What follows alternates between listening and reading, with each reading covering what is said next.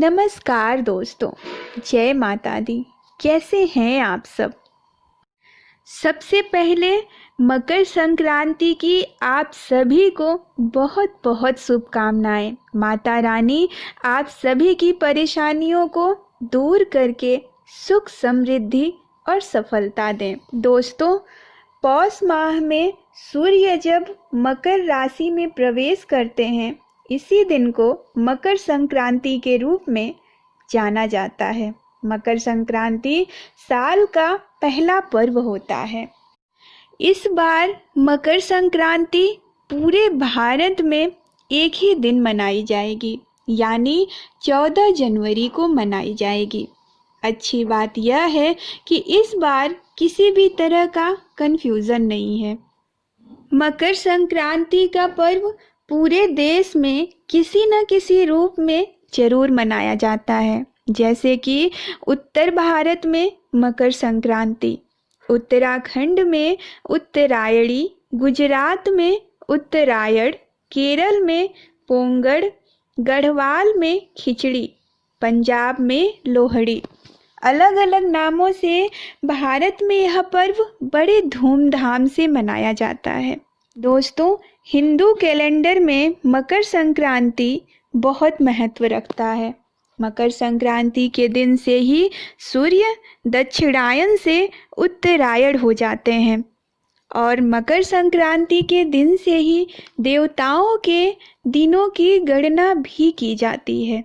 सूर्य जब दक्षिणायन रहते हैं तो उस अवधि को देवताओं की रात्रि के रूप में जाना जाता है, और जब 6 माह के लिए सूर्य उत्तरायण हो जाते हैं तो उस समय से देवताओं का दिन प्रारंभ हो जाता है और उसी समय से सभी शुभ कार्य भी प्रारंभ हो जाते हैं। महाभारत में लिखित एक कथा के अनुसार भीष्म पितामह ने देह त्यागने के लिए मकर संक्रांति का दिन चुना था, और मान्यता यह भी है कि आज के दिन ही गंगा जी कपिल मुनि के आश्रम से होकर सागर में जा मिली थी। इसीलिए आज के दिन गंगा स्नान दान का विशेष महत्व बताया गया है। मान्यता यह भी है कि प्रयागराज में गंगा यमुना सरस्वती का संगम जहाँ होता है, प्रभु भेष बदलकर स्वयं वहाँ स्नान करने के लिए आते हैं। आज के दिन गायत्री यज्ञ, गायत्री जप किसी सरोवर के तट पर बैठकर करने का भी विशेष महत्व है। दोस्तों, मकर संक्रांति के दिन पुण्य काल होगा सुबह 8:30 से शाम के 5:45 तक।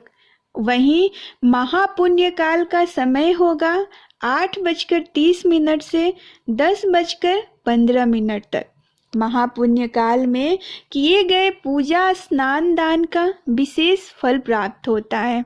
मकर संक्रांति के दिन कुछ सरल उपाय करके आप भी अपना भाग्य प्रबल कर सकते हैं। अपने पितरों का आशीर्वाद प्राप्त कर सकते हैं, समस्त पापों का नाश कर सकते हैं। सबसे पहले मकर संक्रांति के दिन घर के सभी सदस्यों को सूर्योदय के पहले उठ जाना चाहिए। उसके बाद स्नान करें। अगर आप किसी पवित्र नदी में स्नान करें तो बहुत अच्छा है, लेकिन अगर पॉसिबल ना हो तो घर के पानी में ही थोड़ा सा गंगा जल मिलाकर स्नान करें। साथ ही मन सभी तीर्थों का स्मरण करें। इस प्रकार स्नान करने से घर में ही पुण्य फलों की प्राप्ति होती है। आज के दिन हो सके तो गर्म पानी से स्नान बिल्कुल ना करें, और नहाने के पानी में गंगा जल के साथ साथ थोड़ा सा काला तिल भी अवश्य मिलाएं। शास्त्रों के अनुसार इस दिन काले तिल का विशेष महत्व है। आज के दिन सूर्य को अर्घ्य जरूर दें। इस दिन सूर्य उपासना का विशेष महत्व बताया गया है। कहा जाता है कि इस दिन भगवान सूर्य को प्रसन्न करने से व्यक्ति के किस्मत के दरवाजे खुल जाते हैं, सभी मनोकामनाएं पूर्ण होती हैं और साथ ही दुख परेशानियों का अंत होता है। तो दोस्तों चलिए उपाय बता देती हूँ। आपको करना क्या है कि स्नान के बाद तांबे के लोटे में जल भर लें, उसमें लाल चंदन, कुमकुम, अक्षत, थोड़ा सा काला तिल, लाल पुष्प मिलाकर इसी जल से आप ओम सूर्याय नमः मंत्र का जप करते हुए अर्घ्य दें। दोस्तों मकर संक्रांति के दिन पितरों के लिए तर्पण करने का भी विशेष महत्व है। भगवान सूर्य देव को जल देने के बाद अपने पितरों का स्मरण करते हुए काला तिल मिलाकर जल देने से पितरों की कृपा प्राप्त होती है। कहा जाता है कि आज ही के दिन राजा भागीरथ ने अपने पितरों का तर्पण कर उनकी आत्माओं को तृप्त किया था। तो दोस्तों सूर्य को जल देने के बाद अपने पितरों को भी तिल युक्त जल से दक्षिण दिशा में मुख करके अपने पितरों का स्मरण करते हुए जल अवश्य दें। दोस्तों मकर संक्रांति के दिन दान का भी विशेष महत्व बताया गया है। मान्यता है कि इस दिन किए गए दान का सहस्त्रों गुना फल प्राप्त होता है। आज के दिन घी, कंबल, खिचड़ी, तिल आदि दान करने का विशेष महत्व बताया गया है। आज के दिन काले तिल का विशेष महत्व बताया गया है, इसीलिए आज के दिन काले तिल का ज़्यादा से ज़्यादा प्रयोग करें, दान करें। इसके पीछे एक पौराणिक कथा भी प्रचलित है।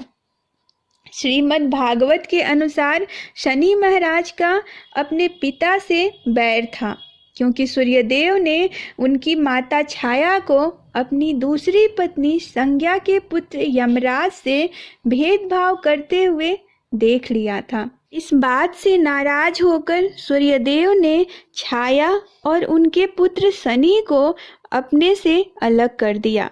इससे शनि और छाया ने सूर्यदेव से नाराज होकर सूर्यदेव को कुष्ठ रोग का शाप दे दिया।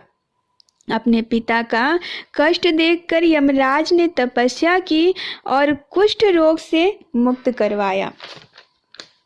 लेकिन सूर्यदेव ने क्रोध में शनि महाराज के घर कुंभ, जिसे शनि की राशि कहा जाता है, जला दिया। घर जल जाने की वजह से शनि महाराज और उनकी मां को बहुत कष्ट भोगना पड़ा।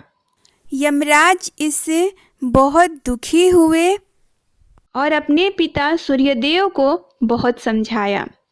यमराज के समझाने पर पिता सूर्यदेव शनि के घर पहुँचे, लेकिन उनका घर पूरी तरह जला हुआ था। उस समय शनि देव के पास कुछ भी नहीं था काले तिल के अलावा, इसीलिए उन्होंने काले तिल से सूर्यदेव की पूजा की। शनि की पूजा से प्रसन्न होकर सूर्यदेव ने शनि को आशीर्वाद दिया, शनि का दूसरा घर मकर राशि मेरे आने पर धन धान्य से भर जाएगा। तिल के कारण ही शनि को उनका वैभव फिर से प्राप्त हुआ, इसीलिए शनि देव को भी काला तिल बहुत प्रिय है। इसी समय से संक्रांति पर तिल से सूर्य और शनि की पूजा करने का नियम शुरू हुआ।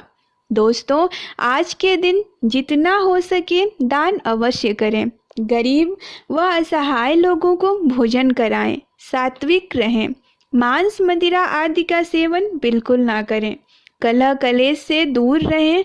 माता रानी आपकी सभी मनोकामनाएं पूरी करेंगी। अगर आपको यह वीडियो अच्छा लगा हो तो लाइक करिए, अपने दोस्तों और परिवार में शेयर करिए। मेरे चैनल को सब्सक्राइब करना बिल्कुल ना भूलिए।